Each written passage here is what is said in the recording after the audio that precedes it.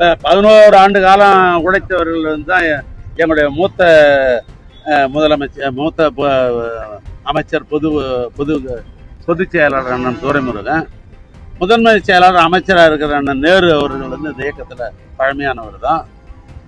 இன்னும் இங்கே இருக்கிறாரு என் தம்பி நிதித்துறை அமைச்சர், பாரம்பரியமான குடும்பத்தை சேர்ந்த தங்கம் தென்னரசு. அவர் என்ன புதுசாக வந்தவரா? யோசிச்சு பாருங்க. இதெல்லாம் இந்த விமர்சனத்துக்காக ஒரு சிலர் திறமையானவங்க இருக்கிறாங்கன்னா திறமையை பயன்படுத்திக்குவார்.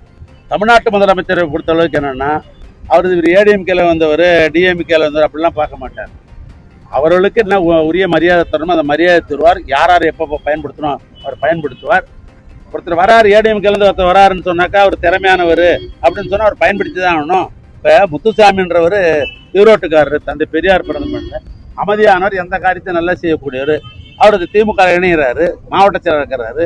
அவரு ஏறத்தாழ பார்த்தீங்கன்னா எனக்கு தெரிஞ்ச ஒரு 15 ஆண்டு காலம் உழைக்கிறாரு. அவர் திறமையானவர். ஈரோட்டில் அவர் வந்தால் ஈரோட்டுடைய மாவட்ட வளர்ச்சி உதவுவார். ஒரு அமைச்சர் பதவி கொடுக்குறதுன்னா அது பெரிய குற்றம் அது.